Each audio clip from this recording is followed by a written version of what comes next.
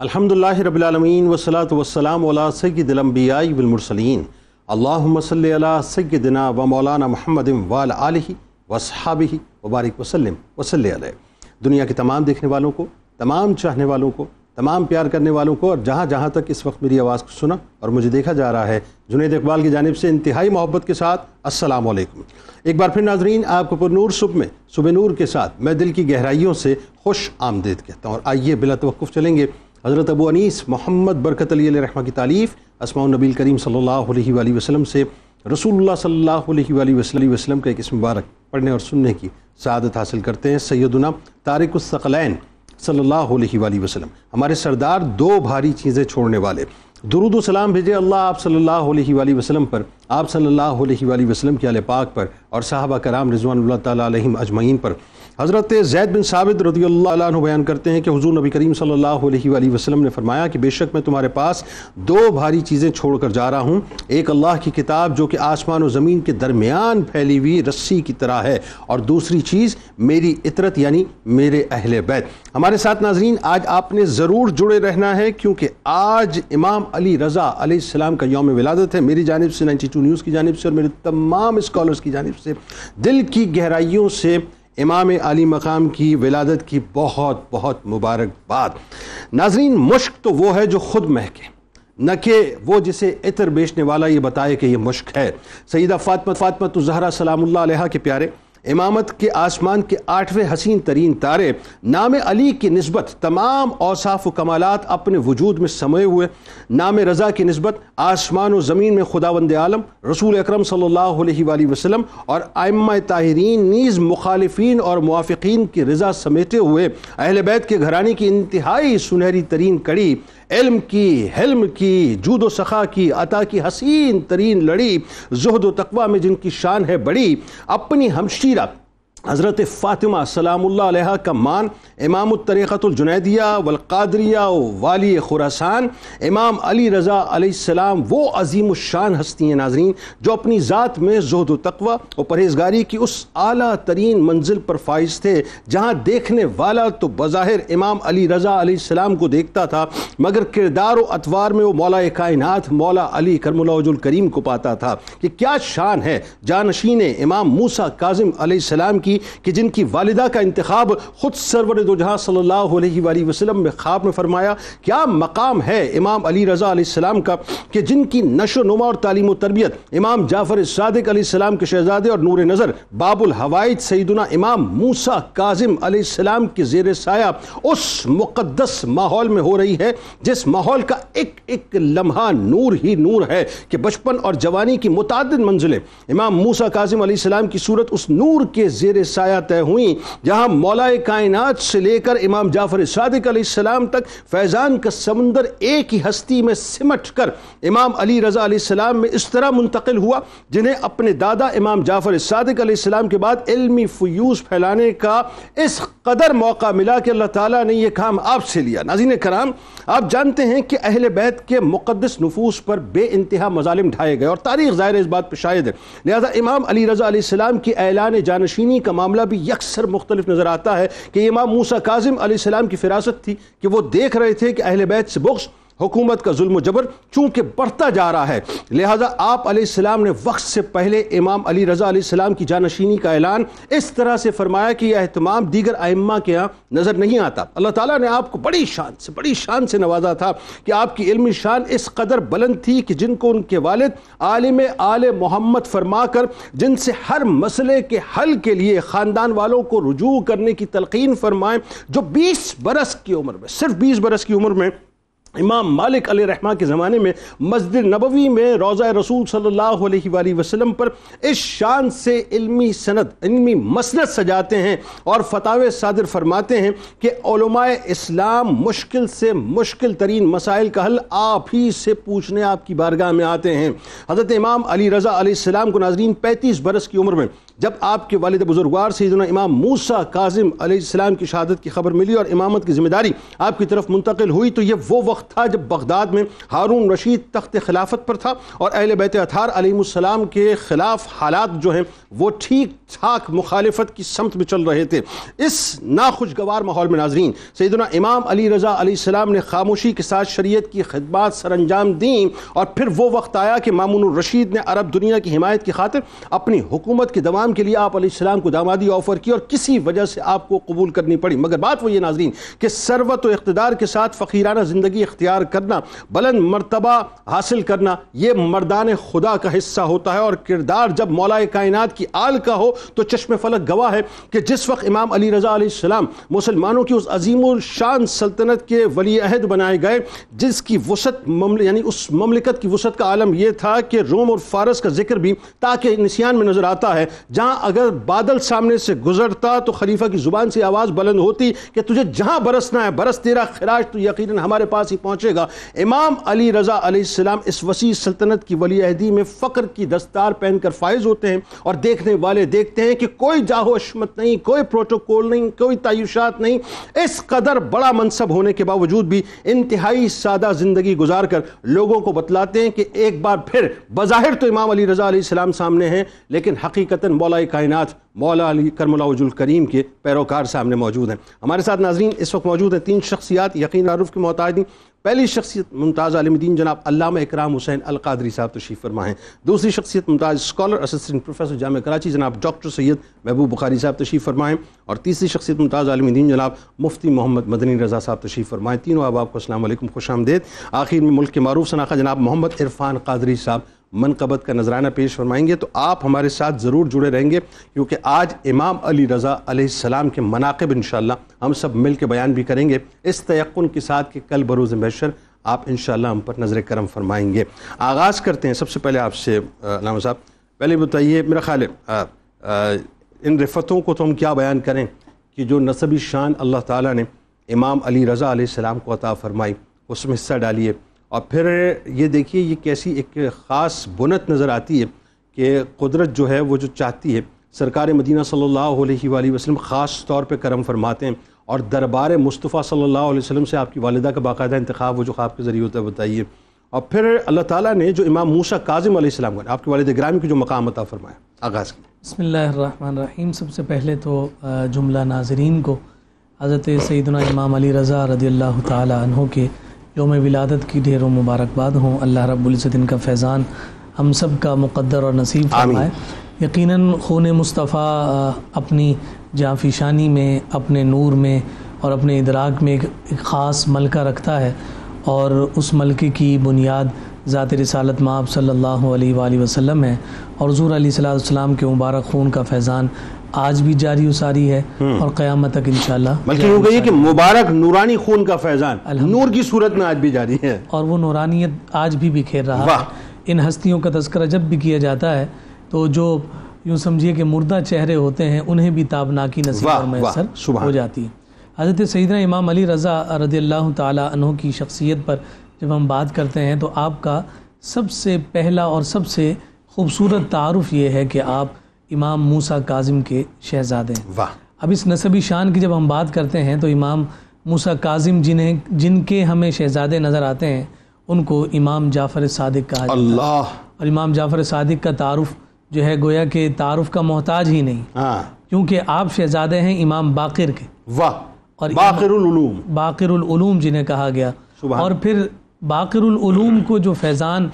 نصیب ہو رہا ہے، میسر آ رہا ہے، وہ حضرت سیدنا امام زین العابدین سید الساجدین، کیا بات ہے۔ اور اچھا پھر یہ ہستیاں ایسی ہیں کہ ان کے ساتھ جتنے القابات لگائے جائیں وہ القابات کم نظر آتے ہیں، بے شک ان ہستیوں کا مقام ان سے بلند نظر آتا ہے، القابات کا تعارف آپ کی ہستیاں ہوتی ہیں۔ اور پھر اس کے بعد دیکھیے کہ امام علی مقام امام حسین رضی اللہ تعالیٰ عنہ کی ذات ہے، اور پھر اس کے ساتھ یہ تعلق علی المرتضیٰ شیر خدا کے ساتھ جڑتے ہوئے تاجدار کائنات صلی اللہ علیہ وسلم امام الانبیاء تک جا کر پہنچتا ہے۔ سبحان اللہ۔ اب یہ ایک خوبصورت جو نسبی شان حضرت امام علی رضا کو حاصل ہے، اور پھر اس میں آپ یہ دیکھیے کہ رب ذوالجلال نے آپ کے لیے جو انفرادیت علی کے نام کے ساتھ قائم فرمائی، اور پھر اس علی کے ساتھ جو رضا کا لقب ساتھ ملقب ہو گیا، تو آپ کا پورا نام علی رضا کے نام سے ہمیں موسوم نظر آتا ہے۔ اب اس میں دیکھیے کہ آپ کی جو کنیت ہے وہ ابو الحسن بیان کی گئی، اور پھر ساتھ ساتھ آپ کی والدہ ماجدہ کا جیسے آپ نے تذکرہ کیا، والدہ سے پہلے میں والد بزرگوار کا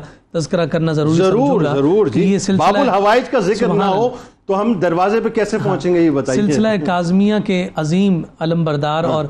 رہنما اور رہبر حضرت سیدنا امام موسیٰ کاظم رضی اللہ تعالیٰ عنہ کی جب ہم بات کرتے ہیں تو آپ کے لیے خطیب بغدادی کا یہ قول ہی کافی ہے کہ وہ کہتے ہیں کہ جب مجھے کوئی مشکل درپیش ہوتی ہے تو میں امام موسیٰ کاظم کے روضے پر چلا جاتا ہوں اور ان کی قبر پر کھڑے ہو کر دعا کرتا ہوں، اللہ رب العزت ان کی برکت سے میری مشکل کو حل فرما دیتا ہے۔ یہ خطیب بغدادی علیہ الرحمہ جیسی شخص، تاریخ بغدادی لکھنے والے کہ جنہوں نے تاریخ میں اپنے آپ کا لوہا منوایا، وہ امام موسیٰ کاظم کی بارگاہ سے اپنی پریشانیوں کو دور کرواتے ہوئے نظر آ رہے ہیں، اسی وجہ سے آپ کو باب الحوائج کہا گیا۔ حضرت سیدنا امام موسیٰ کاظم وہ ہیں کہ جن کی عبادت، جن کی ریاضت، جن کے تقوی اور جن کی خشیت کی وجہ سے آپ کو تاریخ نے عبد صالح قرار دیا، اور یہ پھر ایسے عبد صالح قرار پائے کہ جناب امام موسیٰ کاظم رضی اللہ تعالی عنہ کی عبادت کا وہ خوبصورت نور آپ کے شہزادے امام سیدنا علی رضا رضی اللہ تعالی عنہ میں بھی ہمیں بدرجہ کمال نظر آتا ہے۔ یہ پیغمبرانہ صفت ہے عبد صالح، پیغمبرانہ، یہ میرا خیال ہے کسی پیغمبر کا لقب بھی شاید اب میں مس کر رہا ہوں۔ پھر اس کے بعد آپ دیکھیے کہ حضرت امام موسیٰ کاظم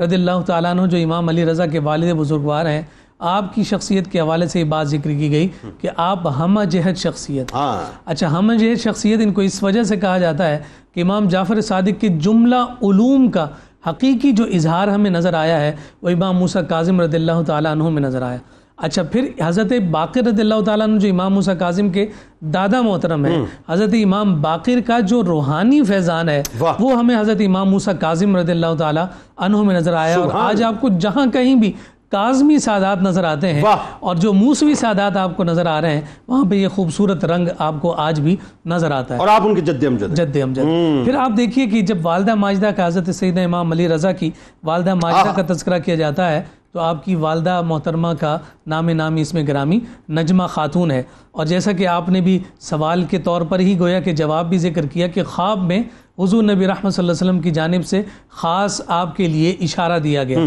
یہ حضرت سیدنا امام جعفر صادق رضی اللہ تعالی عنہ کی زوجہ محترمہ جناب حمیدہ خاتون کے خواب میں حضور نبی رحمت صلی اللہ علیہ وآلہ وسلم تشریف لائے، یعنی حضرت امام علی رضا کی دادی جان، ان کے خواب میں امام الانبیاء صلی اللہ علیہ وسلم تشریف لائے، اور خواب میں آ کر حضور علیہ الصلوۃ والسلام نے یہ حکم دیا کہ جو میرے شہزادے ہیں یعنی موسیٰ کاظم حمیدہ خاتون کے بیٹے ہوئے، کہا میرے بیٹے موسیٰ کاظم کے لیے نجمہ خاتون کا انتخاب، اللہ، کیونکہ آقائے کائنات صلی اللہ علیہ وسلم کی پاک بارگاہ سے اپنی شہزادگان کے لیے جس تسلسل کو قائم رکھنا ہے اس کے لیے نجمہ خاتون جیسی ہستی کا انتخاب اگر حضور کی بارگاہ سے ہو رہا ہے تو اندازہ لگائیے کہ اللہ رب العزت کی بارگاہ میں اور امام الانبیاء کی بارگاہ میں سیدہ نجمہ خاتون کا مقام اور مرتبہ کیا ہوگا۔ ان کے مقام اور مرتبے کو سمجھنے کے لیے اتنا ہی کافی ہے کہ آپ امام علی رضا کی والدہ ماجدہ ہیں۔ یعنی سوچئے نبی کریم صلی اللہ علیہ وآلہ وسلم باقاعدہ اہتمام فرما رہے ہیں، کیونکہ آپ جانتے ہیں نا کہ اس نسب سے جو ہے اب کس نے آنا ہے،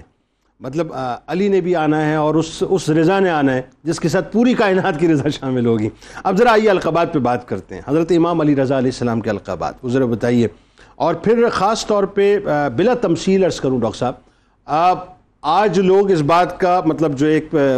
پرائیڈ لیتے ہیں صاحب کہ اگر کسی بہت بڑی شخصیت کے زیر سایہ کسی کی تربیت ہو تو وہ زندگی بھر اس بات کا پرائیڈ لیتا ہے کہ میری جو ہے مطلب ان کے زیر سایہ تربیت ہوئی ہے صاحب، اور میرے پیچھے تو یہ اساتذہ موجود ہیں۔ اب ذرا وہ بتائیے نا صاحب کہ تعلیم و تربیت جن ہستیوں کے سائے میں آپ کی ہو رہی ہے وہ کیا ہستی ہیں، پھر امام موسیٰ کاظم علیہ السلام کس طرح اور کیوں، مطلب خاص طور پہ وہ جو چونکہ ظاہر ایک پورا موقع بن چکا تھا جو جانشینی کا جو اعلان فرماتے ہیں اور قبل از وقت بھی فرماتے ہیں اور اس میں کچھ نصیحتیں بھی فرماتے ہیں، بتائیے ذرا۔ بسم اللہ الرحمن الرحیم، الحمدللہ ثم الحمدللہ، آج ہم امام علی رضا علیہ السلام کے ذکر خیر سے آج یہاں موجود ہیں، اور آپ کے القابات کی بات ہوئی،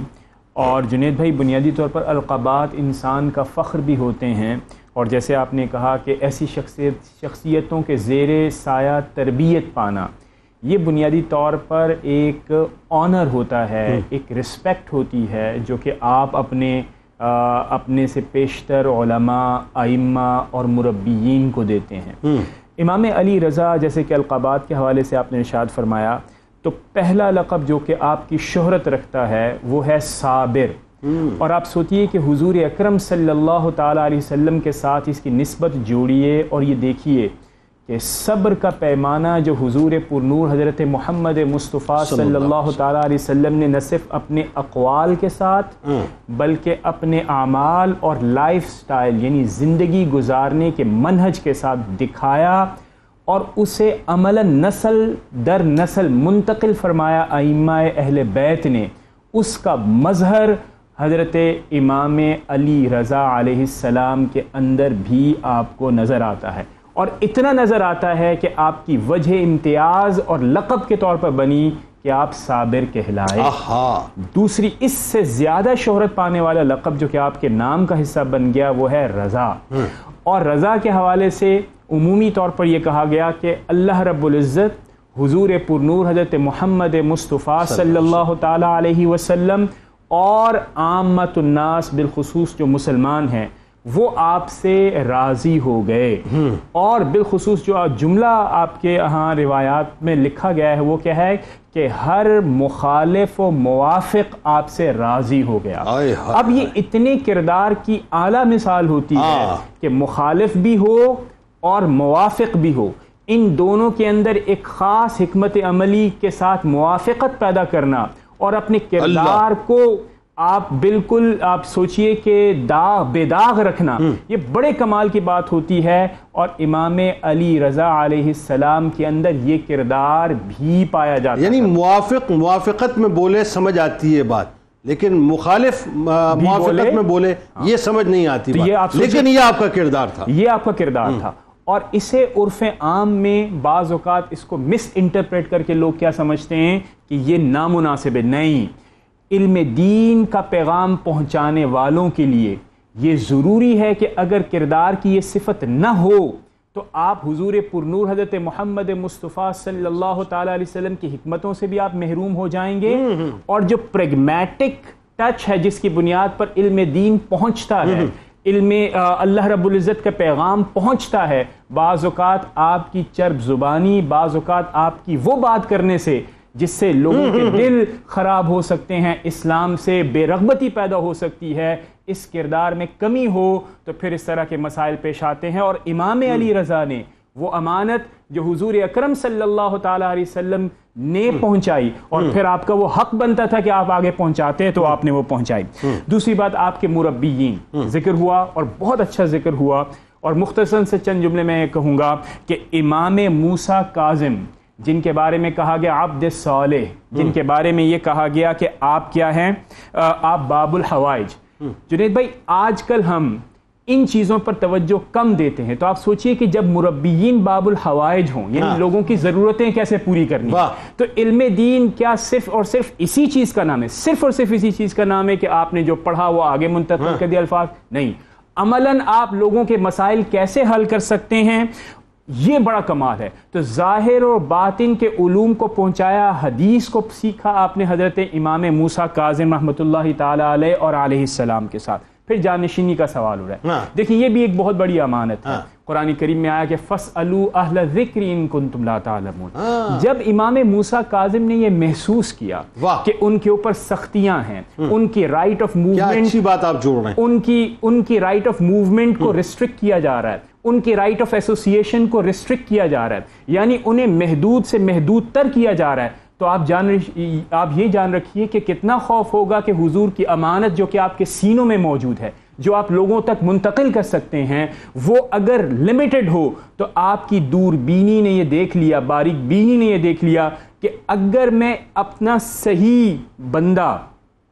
ان معنوں میں کہ جو علم دین کو منتقل کرنے کا صحیح مستحق ہے، استحقاق رکھتا ہے کہ لوگ اس کی طرف رجوع کریں، اس کا اعلان نہ کروں تو یہ امانت میں خیانت ہوگی۔ تو چنانچہ امام موسیٰ کاظم نے امام علی رضا علیہ السلام کو جانشی مقرر کیا، اور اس کی اتنی حکمت عملی تھیں کہ آپ ابھی حیات میں تھے اور مرجع خلائق بن گئے، تو ہر خاص و عام آپ سے رجوع کرتا، علم دین کے اندر بھی اور علم لدنی کے اندر بھی، اور یہ حکمت عملی نے حضور کی اس امانت کو لوگوں تک پہنچانے میں آپ نے تقریباً 17 کے قریب گھرانے اہل بیت کے لوگ جو ہیں افراد ان کو گواہ بنایا، پھر دیگر جو عمائدین مطلب شہر کے ان کو بھی گواہ بنایا آپ نے۔ اب ذرا یہ بتائیے، اللہ تعالیٰ نے جو آپ کو علمی مقام اور مرتبہ عطا فرمایا وہ بھی صاحب کمال ہے، اور کیوں نہ ہو، ظاہر ہے آپ کسٹوڈین امام جعفر صادق علیہ السلام، امام موسیٰ کاظم علیہ السلام کے، بلکہ امام باقر علیہ السلام کے، تو اور پھر اوپر جائیے تو مولا کائنات کے علوم کے۔ تو ایک تو علمی مقام اور مرتبہ کیا، دوسرا اکابرین امت نے جس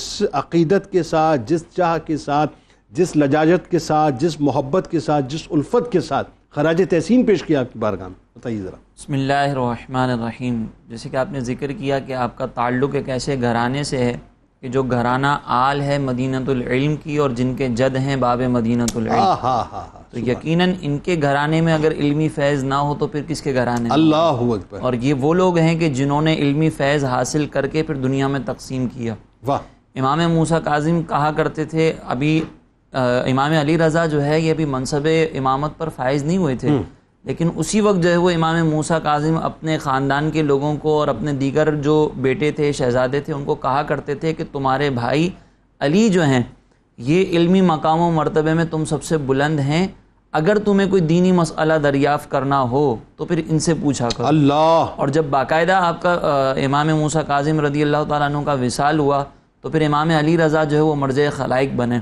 اور کہا جاتا ہے کہ جب آپ مدینہ منورہ میں روضہ رسول پر موجود ہوتے تھے تو علماء آپ کے پاس آتے تھے، اور وہ پیچیدہ مسائل جس کا جواب کوئی اور نہیں دے سکتا تھا آپ کی بارگاہ میں آتے تھے اور اس کا حل تلاش کرتے تھے۔ اللہ اکبر۔ اور صرف آپ علماء اسلام کے مرجع نہیں تھے، بلکہ آپ کا مقام و مرتبہ یہ تھا کہ جب کوئی اور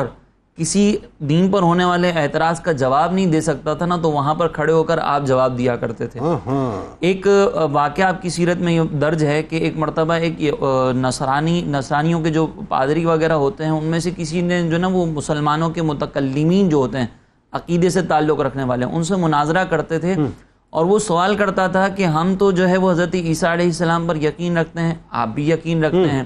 آپ اور ہم اس بات پر متفق ہیں کہ حضرت عیسیٰ علیہ السلام حیات ہیں، آسمانوں پر وہ جلوہ افروز ہیں، بس اختلاف ہمارا اس بات پر ہے کہ ہم پیغمبر اسلام کو نہیں مانتے، آپ لوگ مانتے ہیں، اور ان کے وصال پر آپ بھی متفق ہیں، ہم بھی متفق ہیں، اب بتائیں کون سی ایسی حجت ہے جو ہمارے اوپر آپ کی بنتی ہو؟ تو اکثر لوگ اس کے اس سوال کو سن کر خاموش ہو جایا کرتے تھے۔ ایک روز ایسا ہوا کہ امام علی رضا جو ہے وہ اس سے مناظرے کے لیے ان کو کہا گیا کہ آپ ان کے سوال کا جواب دیں، تو امام علی رضا سے اس نے یہی سوال پوچھا، اور پھر کہا کہ بتائیں آپ حضرت عیسیٰ علیہ السلام پر ایمان رکھتے ہیں کہ نہیں رکھتے، ان کی کتاب پر یقین رکھتے ہیں کہ نہیں رکھتے؟ تو امام علی رضا نے کہا کہ ہم تو عیسیٰ علیہ السلام کی کتاب پر بھی ایمان رکھتے ہیں،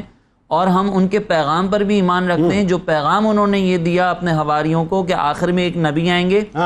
جن کی کتاب بھی سچی ہوگی، جو خود بھی سچے ہوں گے اور آخری نبی ہوں گے، لیکن تم ان کی تصدیق نہیں کرتے۔ تو اس نے کہا کہ ہم کیسے تصدیق نہیں کرتے؟ کہا کہ تم یہ کہتے ہو کہ حضرت عیسیٰ علیہ السلام تو نماز روزہ نہیں کرتے تھے، تو اس پادری نے سامنے سے کہا کہ ہم تو اس بات کو مانتے ہیں کہ وہ قائم اللیل صائم الدہر تھے، راتوں کو نمازیں پڑھتے تھے، دن میں روزے رکھتے تھے۔ تو امام علی رضا نے کہا کہ یہ کیسی بات ہوئی کہ تم حضرت عیسیٰ علیہ السلام کو خدا بھی مانتے ہو، تو پھر وہ نماز روزہ کس کے لیے کرتے تھے؟ تو یہ ایک ہی دلیل میں جو ہے آپ نے یہ سوال سن کر آپ وہ پادری جو ہے وہ خاموش ہو گیا۔ یہاں سے یہ بات معلوم ہوتی ہے کہ آپ کے پاس علم بھی تھا اور یہ ملکہ بھی تھا کہ بر وقت اس علم کو استعمال کیسے کرنا۔ ٹھیک، سبحان۔ یہ جس کے پاس ہوتا ہے نا وہ عالم پوری دنیا کے اندر، پورے عالم اسلام کے اندر وہ مقام و مرتبہ رکھتا ہے کہ جو اس کے درجے تک کوئی بھی اور نہیں پہنچ سکتا۔ اور دیکھیں نا خلق قرآن کے مسئلے پہ آپ کا واضح طور پر فتویٰ تھا، بالکل واضح طور پر، کتنا شدید ترین اس وقت جو معاملہ تھا، حالانکہ اس وقت بڑے فتنے تھے اس معاملے کے اوپر، لیکن اس وقت بھی آپ نے جو فتویٰ دیا، اس وقت بھی جو آپ کا انداز تھا، یہ آپ کے علمی مقام و مرتبے کو ثابت کرتا ہے کہ امام علی رضا جس مقام و مرتبے پر فائز تھے، آپ کے دور میں کوئی اور ایسا نہیں تھا کہ جو آپ کے ہم مرتبہ ہم پلہ ہو۔ اسی کو اگر ہم بنیاد بناتے ہوئے دیکھیں نا تو ابھی خطیب بغدادی رحمۃ اللہ تعالیٰ علیہ کا تذکرہ ہوا، جو زبردست مورخ ہیں، انہوں نے یہ لکھا کہ امام علی رضا کی عمر ابھی صرف 20 سال تھی اور مدینہ منورہ میں وہ فتویٰ دیا کرتے اللہ اکبر، مسجد نبوی میں تشریف فرما، مسجد نبوی میں جلوہ افروز ہو کر. اور یہی بات جو ہے وہ علامہ ابن جوزی نے لکھی. علامہ ابن جوزی جو ہے وہ بہترین ناقدین میں شامل ہوتے ہیں. وہ ہر ایک کی تعریف اتنی آسانی سے نہیں کرتے، بلکہ ان کی تعریف کرنے سے پہلے اچھی طریقے سے وہ سامنے والے کی شخصیت پر تحقیق کرتے ہیں اور پھر کوئی کلام کرتے ہیں. اسی لیے علامہ ابن جوزی کا کلام جب انہوں نے یہ علمی اعتراف کیا تو یہ بات اس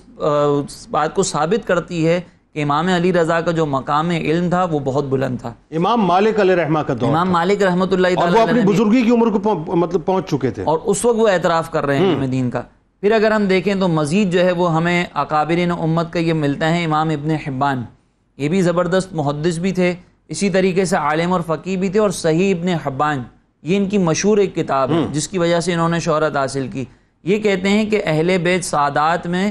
اور سب سے عقل مند ہاشمیوں میں اگر کوئی مقام و مرتبہ رکھتا ہے تو وہ امام علی رضا ہیں. اسی طریقے سے ایک اور میں حضرت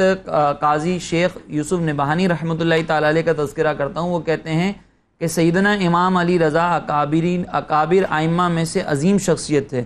امت میں اہل بیت کا عظیم چراغ، خاندان نبوی کا دمکتا مہتاب، علم و عرفان اور کرم و جمع مردی کا خزانہ اور عظیم القدر اور مشہور الذکر تھے. یہ اکابرین امت نے اتنے واضح الفاظ میں آپ کے علمی اعتراف، علمی مقام و مرتبے کا بھی اعتراف کیا اور آپ کی شخصیت کے بارے میں یہ خراج تحسین پیش کیا، جس سے آپ کا مقام و مرتبہ اظہر من الشمس ہو جاتا ہے کہ کیا آپ کا مقام و مرتبہ. اللہ اکبر. ناظرین ہمارے ساتھ جڑے رہیے. سیدنا امام علی رضا علیہ السلام کا یوم ولادت ہے اور ظاہر ہے انتہائی پرمسرت موقع ہے.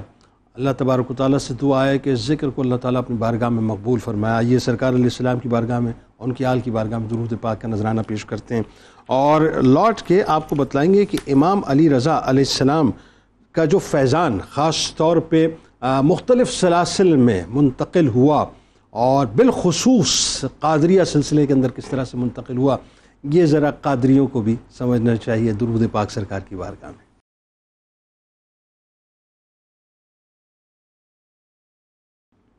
ایک بار پھر ناظرین میں آپ کو خوش آمدید کہتا ہوں. گلشن سیدہ فاطمۃ الزہرا سلام اللہ علیہا کے انتہائی خوشبودار پھول جناب امام علی رضا علیہ السلام کی ولادت کے موقع پہ ان کا ذکر پاک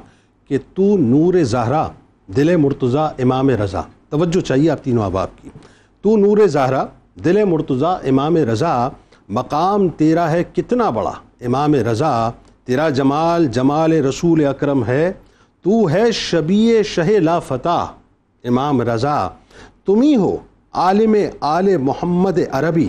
اے جانشین شہ دوسرا امام رضا. مثال آقا تجھے دشمنوں نے مانا تھا،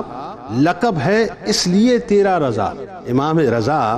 در علوم نبی کی عطا ہو دربانی،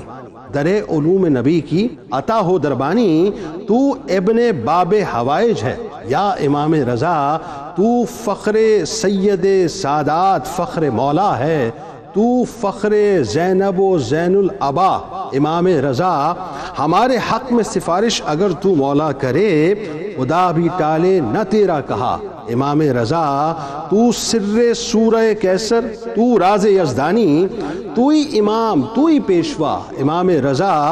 وہ شخص باغ جنا کا مکی ہوا جس نے بس ایک بار تجھے تک لیا امام رضا. قبول ہو یہ میری حاضری گل زہرا، قبول ہو یہ میری حاضری گل زہرا، ہے کم سوادی حسنی تیرا امام رضا. علامہ صاحب ذرا آئیے اب بتائیے کہ جو جن سلاسل میں خاص طور پہ آپ کا فیضان منتقل ہوا، حضرت معروف کرخی رحمۃ اللہ علیہ کے سلسلے میں ایک بڑا حسین واقعہ ہمیں دیکھنے کو ملتا ہے، ذرا بتائیے. اور پھر جن جن سلاسل میں آپ کا فیضان پہنچا اور جن جن سلاسل کو یہ سمجھنا چاہیے کہ ہم جس سلسلے کی بات کرتے ہیں، پیروی کرتے ہیں، اس میں فیضان امام علی رضا کا خاص طور پہ شامل، بتائیے.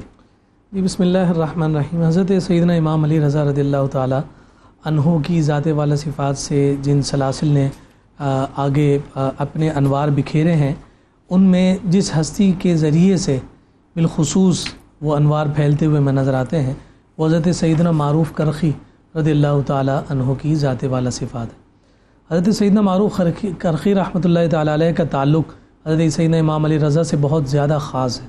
یعنی حضرت امام علی رضا کے خلفاء میں سر فہرست اگر کوئی نام نظر آتا ہے تو حضرت سیدنا معروف کرخی ہیں. حضرت سیدنا معروف کرخی کو ایمان کا نور بھی اس عظیم نوری ہستی سے حاصل ہے جسے علی رضا کہتے ہیں. معروف کرخی رحمۃ اللہ تعالی علیہ کے جو والدین ہیں وہ نصرانی تھے. آپ اکلوتے بیٹے تھے. گھر میں 3 افراد ہیں، ماں، باپ اور معروف کرخی. اور پھر آپ کو پڑھانے کے لیے جب جو ہے کسی نصرانی کے پاس بھیجا گیا تو اس نے کہا کہ کہو 3 میں سے 1، تو آپ نے انکار کر دیا. استاد نے تشدد کیا تو آپ وہاں سے نکل کر غائب. یعنی فلسفہ تسلیس، جی وہ تسلیس عقیدہ تسلیس ٹرینٹی کا درس دے رہے تھے، تو آپ نے وہ زبان پر کلمات کہنے سے انکار کی. کافی دن گزر گئے، چونکہ اکلوتے بیٹے تھے.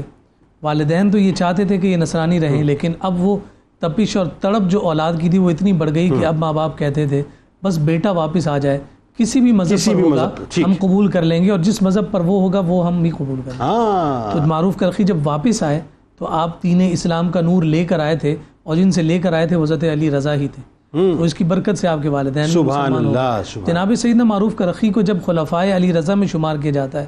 تو روحانی طور پر یہ سلسلہ جب آگے بڑھا تو یہ سلسلہ جنیدیہ سے ہوتے ہوئے سلسلہ قادریہ میں آگے ہمیں منتقل. یعنی معروف کرخی رحمۃ اللہ علیہ کو حضرت سری سختی رحمۃ اللہ علیہ، اور وہاں سے حضرت جنید بغدادی.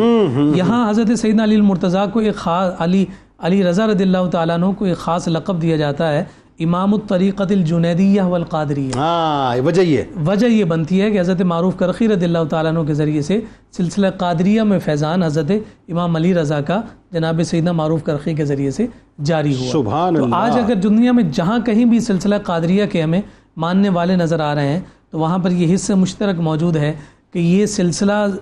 ذہبی سلسلہ جو جڑتا ہے جا کر حضرت امام علی رضا کے ساتھ منتقل ہو کر امام الانبیاء صلی اللہ علیہ وسلم کی بارگاہ تک سبحان اللہ سبحان اللہ. اچھا یہاں میں یہ بات بھی عرض کرنا چاہوں گا کہ یہ تو روحانی طور پر ایک سلسلہ آگے چڑھا ہے،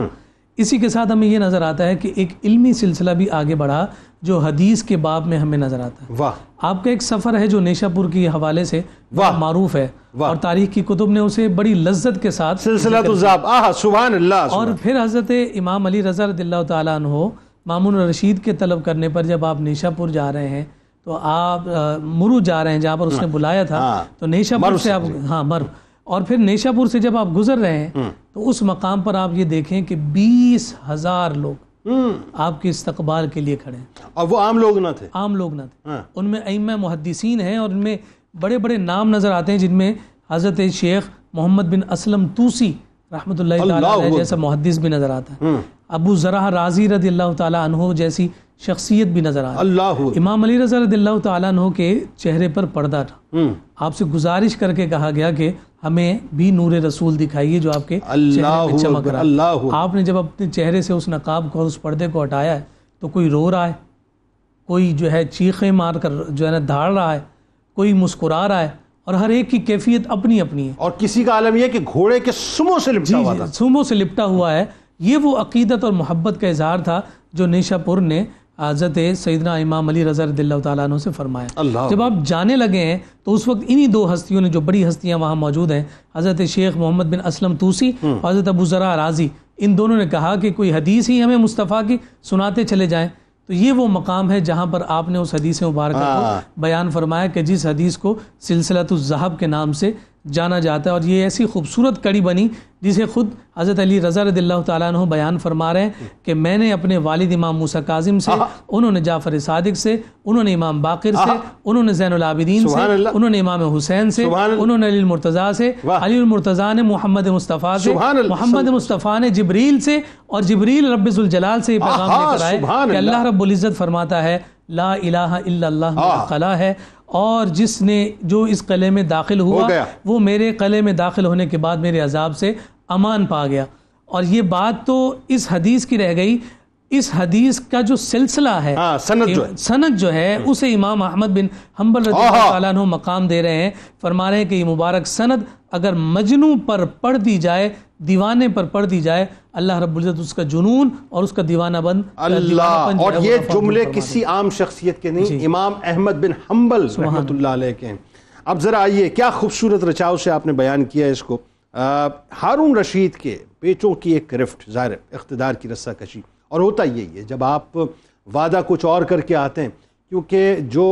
اموی خلفاء تھے انہوں نے جو کچھ بھی ستم کیا اہل بیت پہ، اس کے بعد جو عباسی خلفاء آئے تو وہ اس کمٹمنٹ کے ساتھ آئے تھے کہ اہل بیت کی ہم خدمت کریں گے اور ان کو ان کے مقام کے مطابق جو ہے وہ ظاہر ہم ٹریٹ، لیکن ان کی کیا اوقات ظاہر ہے وہ ٹریٹ کریں گے. لیکن وہی بات، اقتدار کی جو ہوس اس نے بہا دیا اور پھر نتیجہ یہ نکلتا ہے کہ اولادیں پھر لڑائی ہوتی ہیں. تو اولادوں کا جو رستہ کشی ہوئی ذرا بتائیے کیا ہوا. مامون الرشید نے امام علی رضا علیہ السلام کو کیوں ولی عہدی آفر کی؟ اچھا پھر ولی عہدی جو آپ نے قبول کی کس وجہ سے کی؟ لیکن قبول کرنے کے بعد بھی جو طرز زندگی رہا وہ کیسا رہا ذرا بتائیے. بہت ہی اہم سوال ہے فی زمانہ، اور بہت ہی اچھی طرف آپ نے اس کا ابتدائیہ بھی بلڈ کیا کہ کس طرح جب یعنی کہ بادشاہت آتی ہے تو بادشاہت کے لوازمات بھی ساتھ آتے ہیں، اور اس کا اثر صرف اور صرف آپ کی اپنی ذاتی زندگی پر نہیں ہوتا بلکہ اس کو بھگتنے کے لیے بعض اوقات پوری کی پوری ریاستوں کو شامل ہونا پڑتا ہے. Exactly.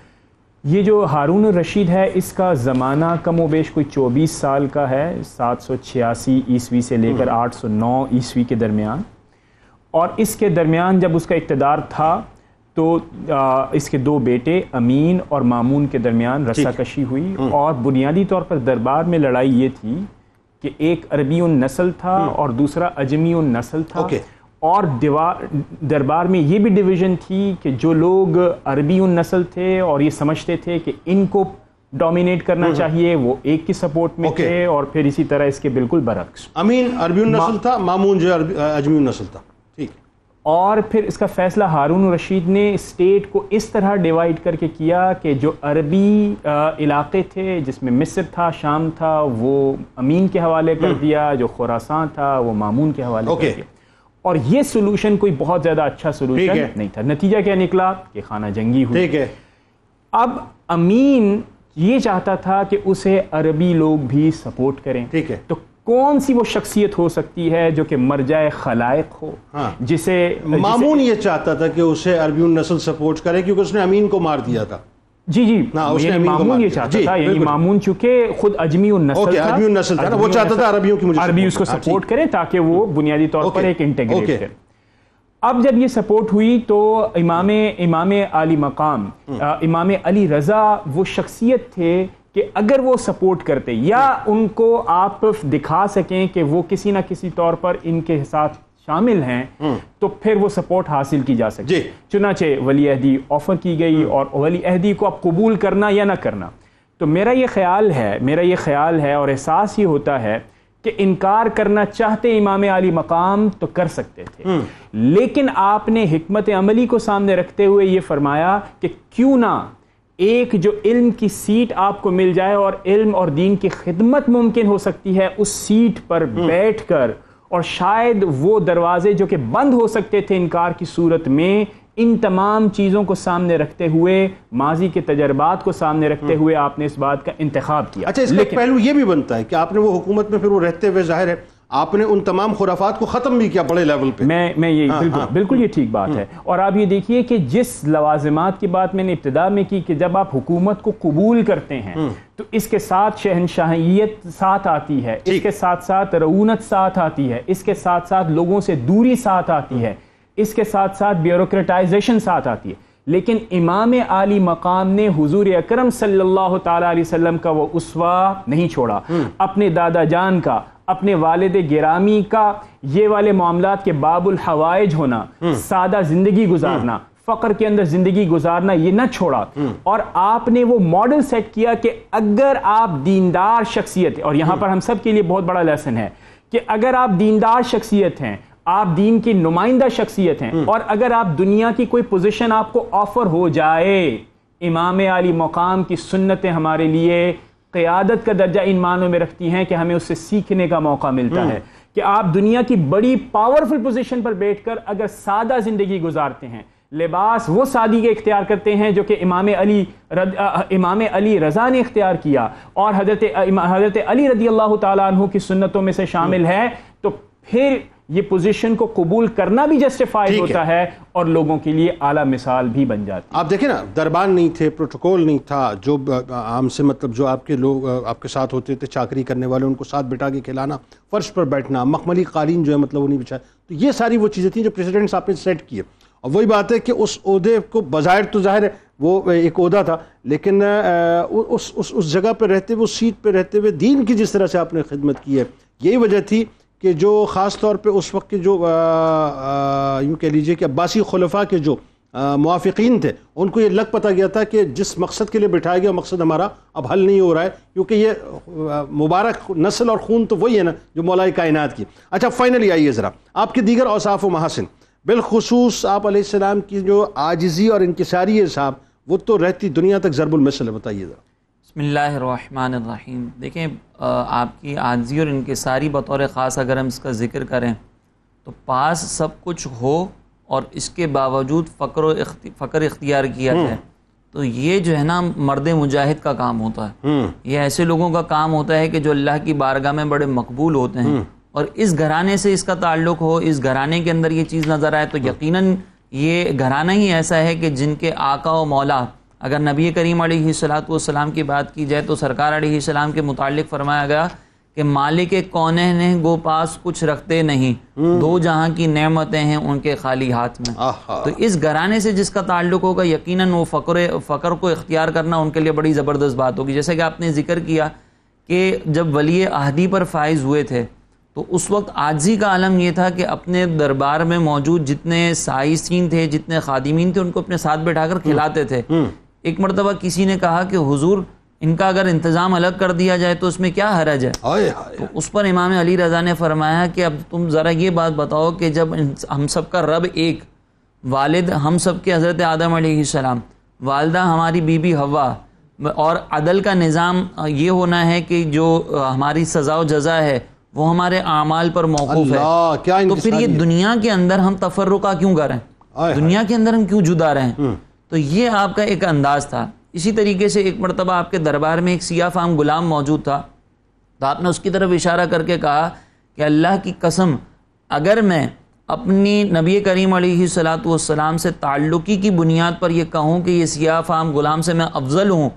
تو یہ میرے لیے ایک برا عمل ہے. اللہ یہ عاجزی ہے. میں یہ ضرور کہہ سکتا ہوں کہ اگر میرا تقوی اس سے زیادہ ہے تو میں اس سے زیادہ درجے پر فائز ہوں. اللہ یعنی جن کے صدقے ہماری شفاعت ہونی ہے ان کی عاجزی کا عالم یہ ہے. ان کی عاجزی کا عالم یہ. اور یہ اس دور میں کہہ رہے ہیں کہ جس دور کے اندر نبی کریم علیہ السلام سے تعلق ہونا یا اپنے نسب پر فخر کرنا ایک رواج تھا، اور اس کی بنیاد پر جو ہے وہ اپنے آپ کو منصب کا اہل سمجھا جاتا تھا. اس دور میں آپ اس عاجزی کا انتظار کر رہے ہیں. اور عباسی خلفاء نے تو خاص طور پہ مطلب جو ہے اس کو ایک کارڈ کے طور پہ استعمال کیا. جی اور اس وقت جو ہے نا وہ بعض لوگوں نے، ایک شخص آپ کی بارگاہ میں آیا اور اس نے کہا کہ حضور آپ کے آبا و اجداد جیسے ہیں نا ایسا تو کوئی دنیا میں ہے ہی نہیں.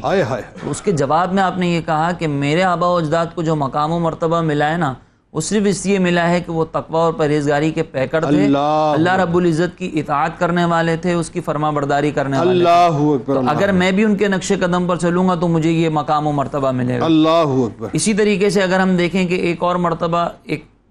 دوسرے موقع پر آپ کی بارگاہ میں ایک شخص آیا اور کہا کہ حضور واللہ آپ اللہ تبارک و تعالیٰ کی بہترین مخلوق ہیں. تو آپ نے اس کو کہا کہ تم یہ حلف نہ اٹھاؤ کیونکہ تمہارا یہ حلف اٹھانا غلط ہو سکتا ہے. اگر مجھ سے زیادہ تقوی و پرہیزگاری والا کوئی شخص ہوا تو وہ مجھ سے زیادہ افضل ہوگا. اللہ. اب یہ آپ ذرا غور کریں کہ تعلق کس خاندان سے ہے اور عاجزی کا کیا عالم ہے. اسی طریقے سے ہم دیکھتے ہیں کہ آپ کے دربار کے اندر جب آپ باقاعدہ منصب پر فائز ہوئے تو یہ نہیں تھا کہ مہنگے مہنگے قالین بچھائے جائیں، بلکہ اس وقت عاجزی کا عالم یہ تھا کہ جب گرمیاں ہوتی تھیں تو چٹائیاں بچھائی جاتی تھیں فرش پر، اور اگر سردیاں ہوتی تھیں تو کمبل بچھائے جاتے تھے. یہ آپ کی عاجزی اور انکساری. یہ اس بات کی طرف اشارہ ہے کہ جب دین سے تعلق رکھنے والا کوئی شخص کسی منصب پر فائز ہوتا ہے تو امام علی رضا نے ہمیں یہ بتا دیا کہ دین سے تعلق اگر ہے اور آپ کو کوئی منصب مل گیا تو عاجزی انکساری آپ کا پیکر ہونا چاہیے اور آپ اس کی مثال نظر آنے چاہیے. اور یہاں پر اب ذرا غور کریں کہ آپ نے جو عاجزی انکساری اختیار کی تھی نا، اس کی ایک بہت بڑی وجہ یہ بھی نظر آتی ہے کہ آپ منصب پر فائز تھے، عاجزی انکساری فقر کرتے تھے تاکہ وہ لوگ کہ جو آپ کی سلطنت میں غربا ہیں ان کو احساس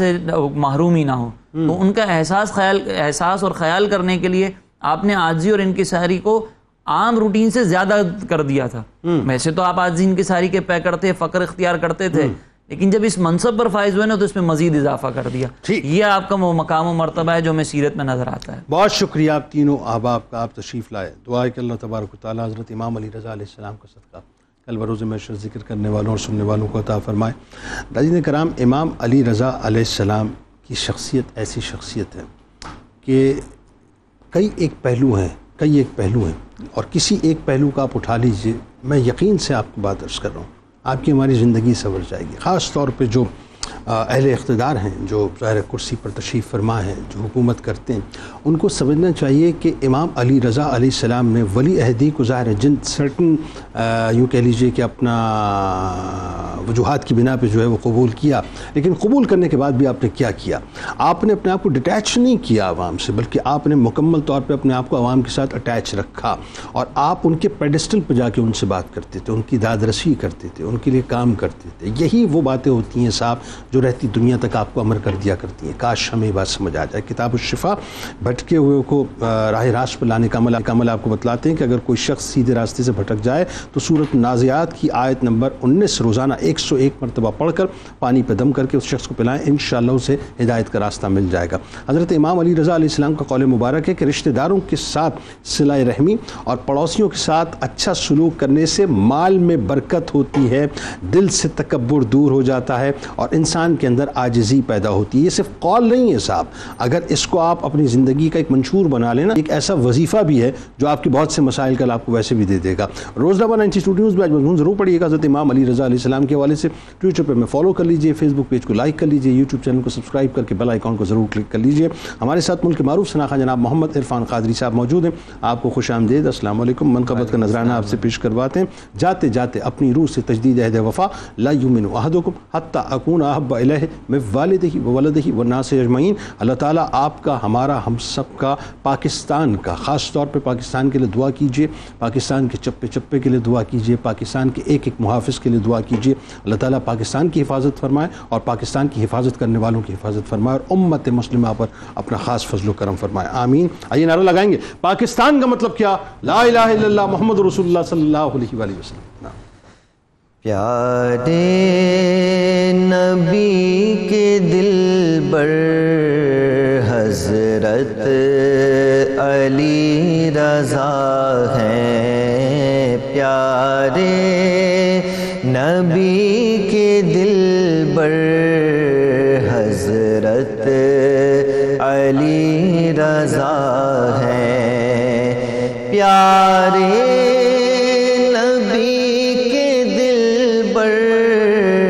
حضرت علی رضا ہیں، حیدر کے نوری گوہر، حیدر کے نوری گوہر حضرت علی رضا ہیں، حیدر کے نوری گوہر حضرت علی رضا ہیں. تخت شہید تو ان کی نظروں میں کچھ نہیں ہے، تخت شہید تو ان کی نظروں میں کچھ نہیں ہے، عرفان کے شناور، عرفان کے شناور حضرت علی رضا ہیں، عرفان کے شناور حضرت علی رضا ہیں. ان کے ہی فیض سے ہے مشہد ہوا مقدس، ان کے ہی فیض سے ہے مشہد ہوا مقدس، فیضان کا سمندر، فیضان کا سمندر حضرت علی رضا ہیں، فیضان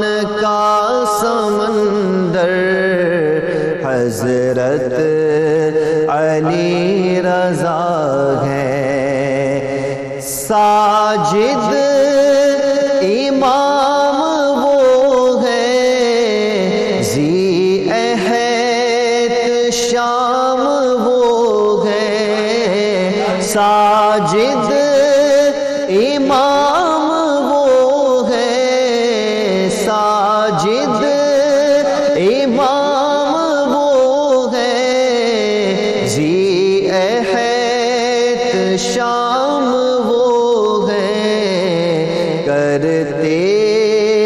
ہنسی مقدر کرتے ہنسی مقدر حضرت علی رضا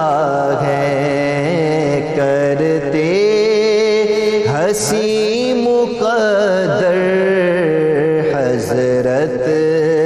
علی رضا ہے پیارے نبی کے دلبر حضرت علی رضا ہے حیدر کے نوری گوہر حضرت علی رضا ہے.